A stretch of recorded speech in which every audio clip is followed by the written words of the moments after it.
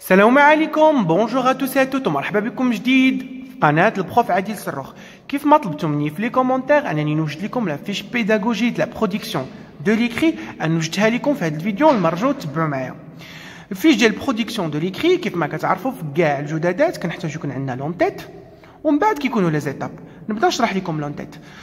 نتوما في لو جور د ليكزامان الا بغيتو تصاوبوا جداده كيف ما طلبوا منكم كيعطيكم ان تكست وكيقول لكم اعتمدوا داك التكست وبيه ديروا لنا واحد تقديم درس ولا سيناريو بيداغوجي ديال برودكسيون دو ليكري. نتوما كيكون عندكم تيم موضوع، نتوما ما عندكمش لو مانيوال، ما عندكمش الوحده، ما عندكمش لونيتي، ما عارفينش كيفاش كيتقرا، كيفاش غادي ديروا نتوما تحدوا لو تيم. كنقرا لو تكست مزيان اللي كيتعطى ليا وكنشوف الموضوع اللي كيهضر عليه ومنو نقدر نخرج انا لو تيم.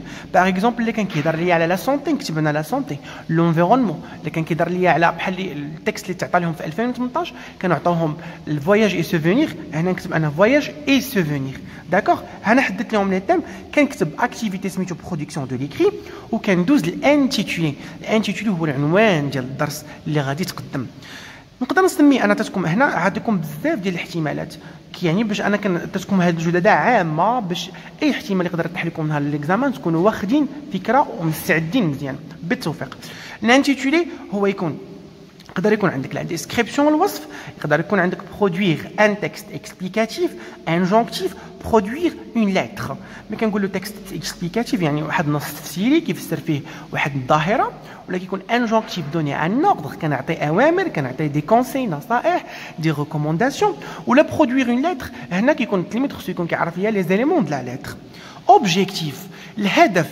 انا اليوم في هذه الطريقه طريقه كتابه او صياغه الاهداف غادي نعطيكم واحد الطريقه اللي شرحوها لينا حنا في التكوين سميتها لا تاكسونومي دو بلوم.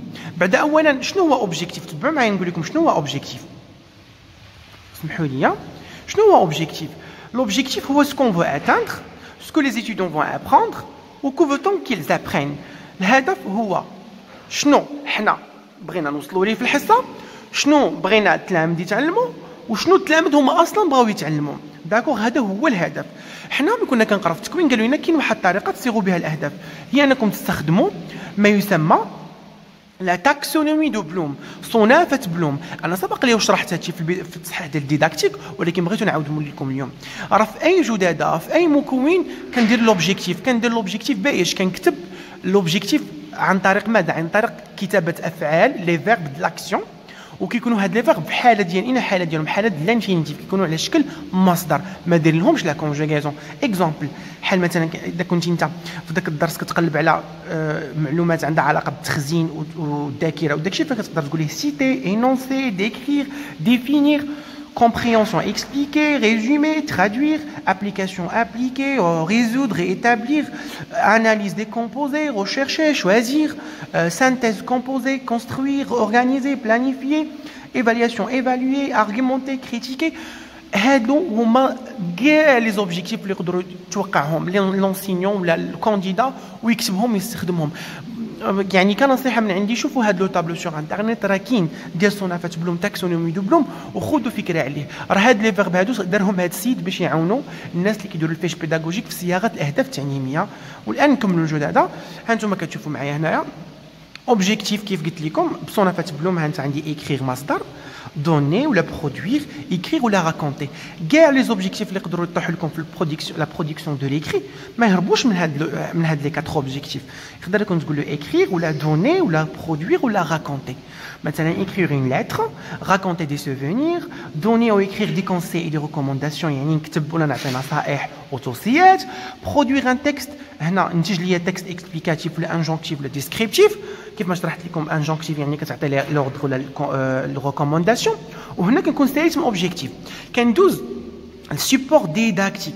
السيبور ديداكتيك هما الوسائل الديداكتيكيه اللي كتقول انت انا ربما نحتاجها في تقديم الدرس ديالي. كنحتاج ليفري دو ليليف الكتاب ديال التلميذ، كنحتاج واحد تكست ديسكريبتيف اللي كيكون في وسط المانيوال، ولكن انت لو جور د ليكزامان غادي تكتب تكست ديسكريبتيف بروبوزي اللي تعطى لك، وكيكون عندك طابلو طبعا باش تكتب فيه الاجوبه في السبوره في القسم والفوي اوراق. ça marche. هنا عندك ديوري الحصص كيكون 4 الحصص 45 دقيقه في الخامس والسادس. نشرحها لكم. حسب المنهج المنقح الجديد، منهج المنقح الكوريكولوم ريفيزي جا باش ينقص ويخفف من لا شارج اللي كنشارجيو به التلميذ وما كيستافد والو. بغينا نعطيوها القليل ويشدو، ما نعطيوهش الكثير وما يشد والو. هذا هو الغرض من داك الكوريكولوم ريفيزي. في الخامس والسادس كاين 4 حصص البرودكسيون دو ليكري 45 دقيقه.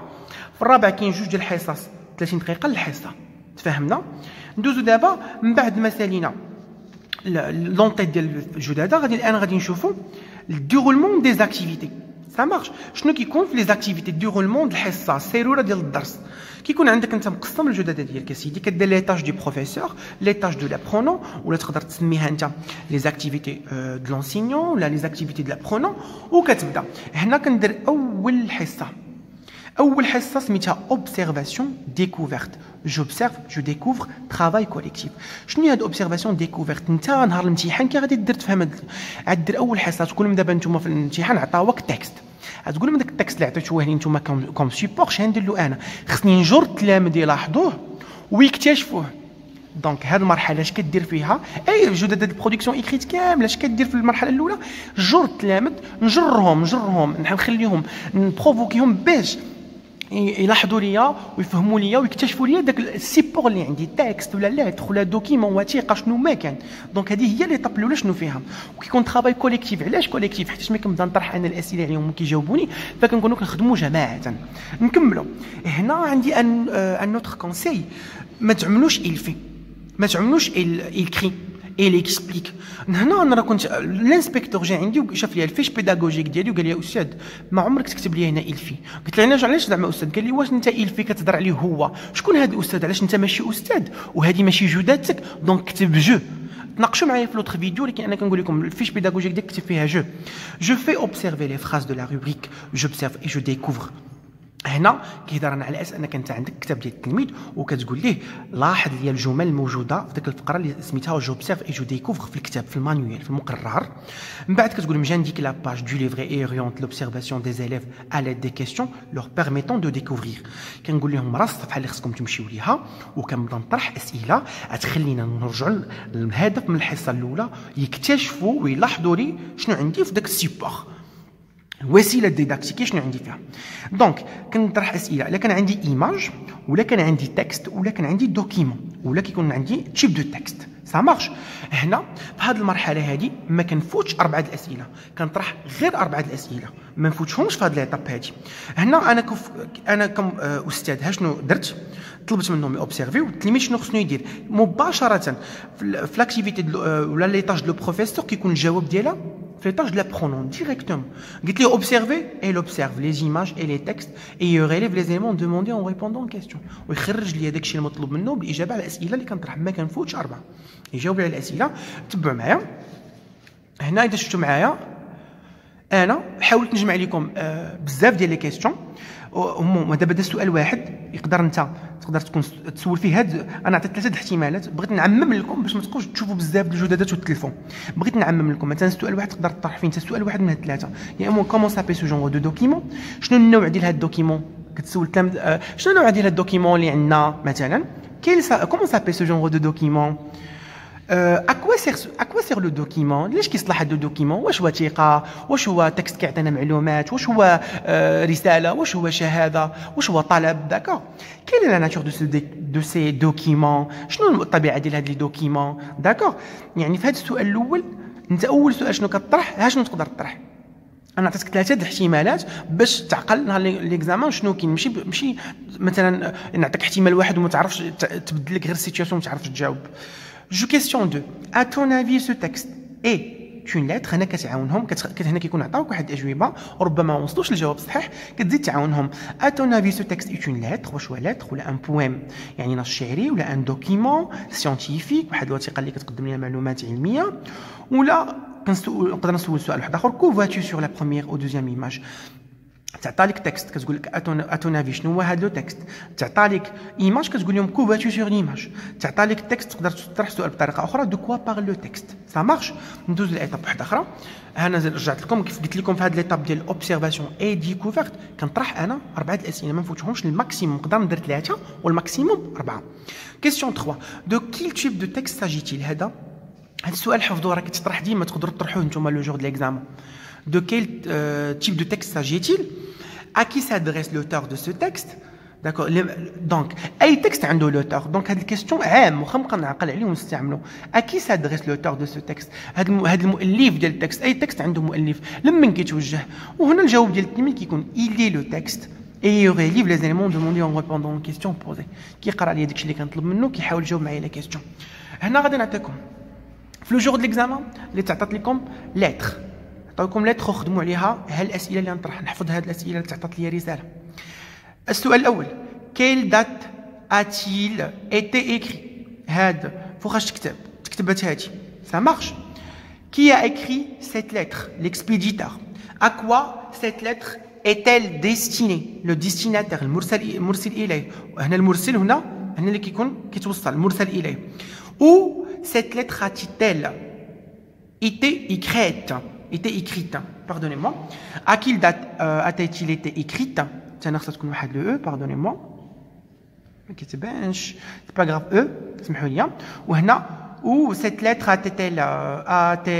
a-t-elle été écrite ça marche وهنا كيجاوب على هاد لي كيستيون هذا تعطات لكم لتر تعطى لكم سيبور تكست ها الاسئله الاعتياديه اللي كتطرح لكن تعطى لكم تكست je lis le texte je demande aux apprenants de le lire silencieusement je pose des questions d'observation et de découverte منهم quel type de texte s'agit-il d'accord هنا التلميذ il observe les phrases il m'écoute attentivement il répond aux questions de découverte غالبا اللي تعطى لكم تكست ديروا هذه الميثود هذه il est vraiment facile il est parfait pour moi اذا بغيتوا ديروها je lis le texte كتقول انا نقرا le texte je demande التلاميذ يقراوها silencieusement ou je pose des questions d'observation et de découverte on continue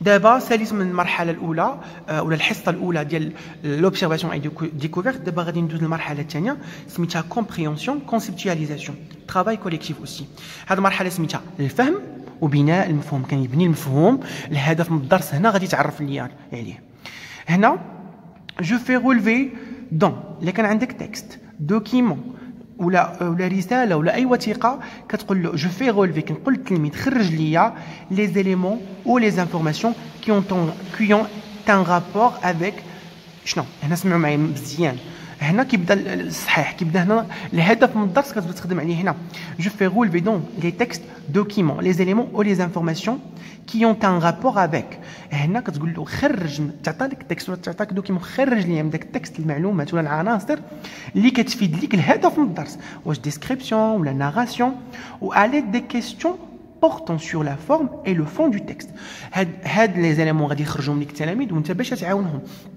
تعاونهم بدي كيستيون اللي هما عندهم علاقه بلو فون وعندهم علاقه بلا فور يعني العمق والفهم والداخل ديال السيبور ديال الرساله ولا الوثيقه والشكل ديالها هنا j'écris les réponses des apprenants pardonnez-moi des apprenants au tableau au fur et à mesure هنا شنو كتقول بانني انا وكنشرح لهم وكنطرح لهم الاسئله وفي نفس الوقت كنكتب في الطابلو الاجوبه ديالهم هنا التلميذ شنو كيدير ملي كنقول انا خرج لي المعلومات من التكست هو il relève قلت لكم ديما هنا المطلوب الاجابه ديالي كتكون هنا il relève les éléments ou les informations شنو طلبتي من التلميذ كيكون هو كيديرو نشوفوا هنا لا كنت انت غادي تطرح اسئله على الشكل على الهيئه على البنيه ديال لو تكست ولا الوثيقه اللي عندك كطرح سؤال كيكون هنا 5 الكماله ديال 1 2 3 اللي قلت لكم quels éléments composent chaque document يعني هاد الدوكيمون شنو هما لي زيليمون العناصر اللي كتكون من هاد لو دوكيمون كو ريبريزونت شاك بارتي كل بارتي كاش كتمثل لك في هاد الدوكيمون quelle est la formule utilisée au début et à la fin هنا الا كانت مثلا عندك رساله ولا شنو مكتوب في الاول وفي الداخل يعني في الاخر شنو كاين في الاول de combien de parties cette lettre est-il composée الا كانت عندكم رساله كتسول شحال فيها بارتي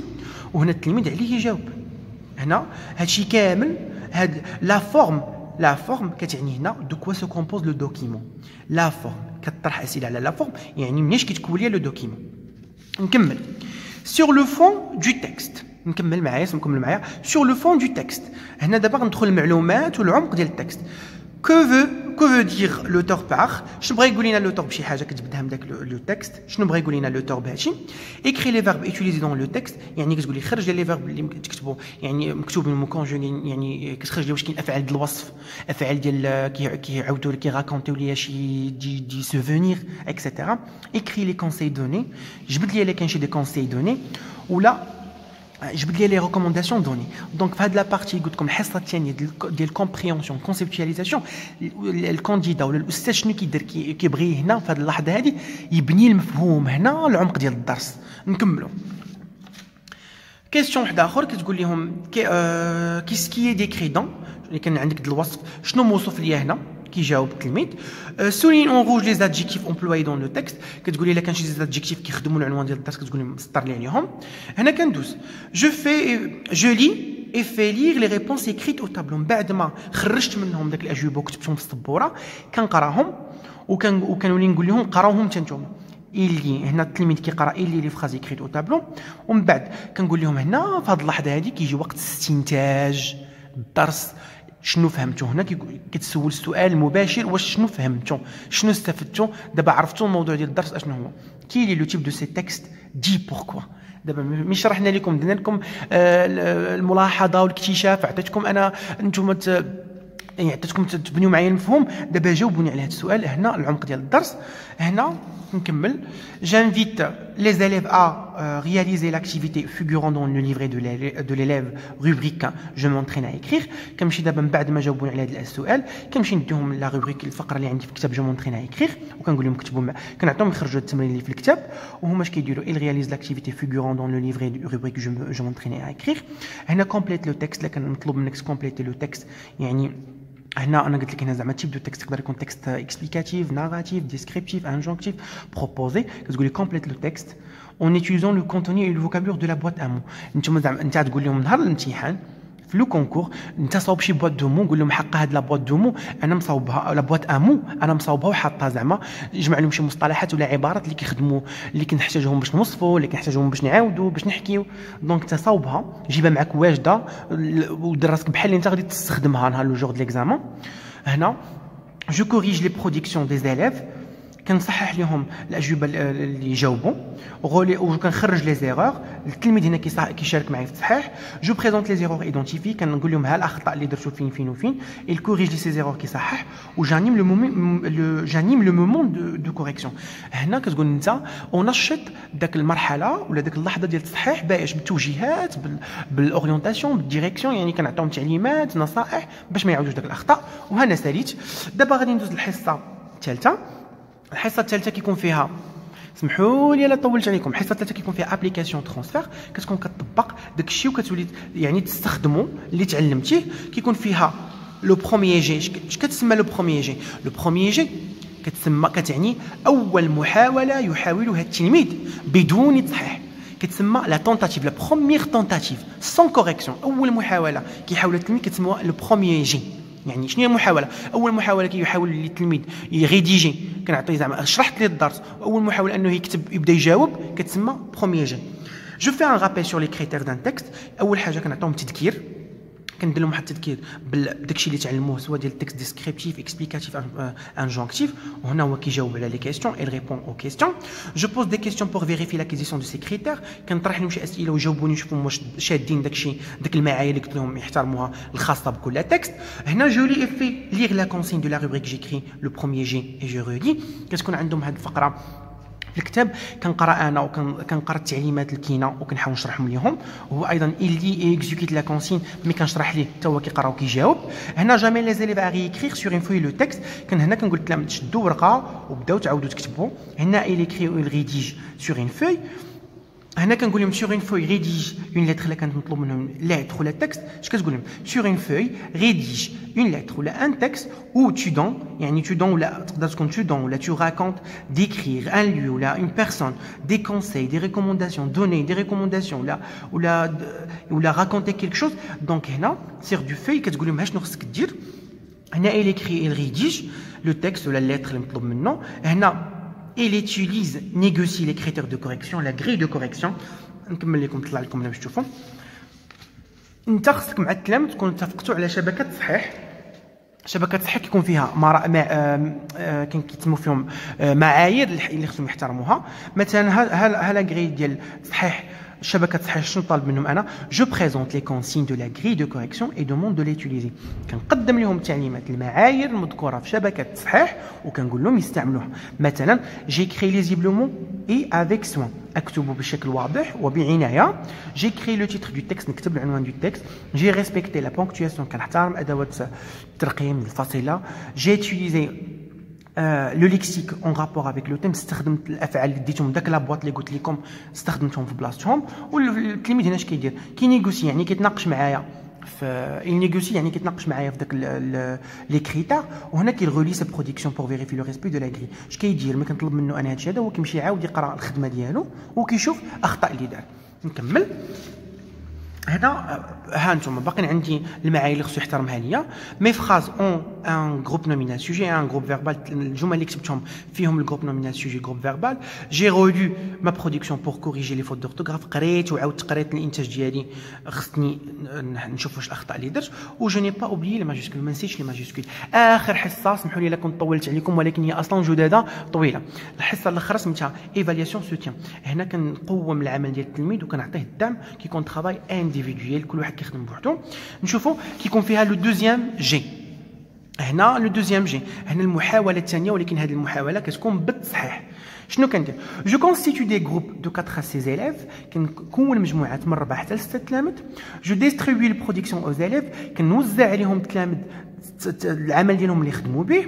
و جو سينيال لي زيرور، كنقول لهم على الاخطاء اللي درتو، يعني كنوزع عليهم الاعمال ديالهم الانتاجات ديالهم على الاخطاء اللي درتو اللي تكررت بلو فريكون، اللي تكررت بزاف وسجلتها انا، جي ريبورتوري. هنا التلميذ il participe à la correction collective des erreurs, il corrige ses erreurs. هنا جانفيت لي زيليف à les corriger، كنقول لهم الاخطاء اللي درتو صحوها، كنصحوها جماعه ثم بشكل فردي. هنا جانفيت لي زيليف à écrire le deuxième جي. هنا كنقول لهم من بعد ما شفتوا الانتاجات، هنا الانتاجات ديالاش ديال لو بروميير جي ديال المحاوله الاولى، كنصحوها دابا. مي غنصحوها غادي نقول لهم الاخطاء اللي درتو، ودابا اجي نديرو غيكري لو دوزيام جي، اجي نديرو المحاوله الثانيه. اش كيدير التلاميذ هنا؟ il participe au travail de groupe.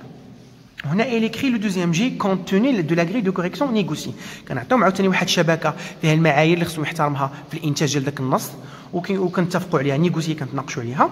هنا من بعد ما قلت للتلاميذ écrire le deuxième G المحاوله الثانيه، جو في شوازير هنا من بعد ما كتبوها هما وسالاو il discute les critères, il exprime son choix, il argumente. هنا جو في choisir les productions à retenir pour le projet à l'aide des critères suivants. هنا كنقول لهم راهو الانتاجات اللي درتو، نشوفوا الانتاجات اللي داروا زوينين وغادي نديرهم مثلا لو بروجي ديالنا في لاكلاس، المشروع ديالنا في القسم، ونحتفظوا بهم. وكنشوف في داك البروجي واش فيه داك المعايير، مثلا ريسبي دو لا ستركتور دو تكست، ريسبي دو لا كونسين، يعني احترم ليا البنيه ديال النص، احترم ليا التعليمات، ايتيزاسيون كوريكت دو لا لونغ، ما خطاش في لا لونغ، ليزيبيليتي دو ليكري، يحترم المعيار ديال الكتابه النقيه. وهنا il tient compte des propositions de ses camarades، كيشوف النصائح والاقتراحات ديال صحابو، il accepte les décisions du groupe. هنا كيتعلم انه يقبل بقرارات المجموعه. وهنا جو في à la validation des choix، صافي هنا كنقول لهم انا جو في à la validation des choix opérés en se basant sur les critères retenus à cet effet. كنصافي في هذه اللحظه كنقول لهم انا غادي نفاليدي لكم الاختيارات ديالكم والخدمه ديالكم اللي درتو. وهنا كتكون il accepte les décisions, il participe à la validation des productions choisies. وتسالت لنا الحصه ديال la production écrite. في الاخر ديال الفيديو تسمحوا لي بزاف اذا كنت طولت عليكم، نتمنى تكونوا استفدتوا، والله يوفقكم مع الامتحان. ما تنساوش تدعموا القناه بسابوني، تفعلوا الجرس باش يوصلكم الجديد. كاين كيديروا لي جيم كبيره لاباج لتحت، والله يوفقكم.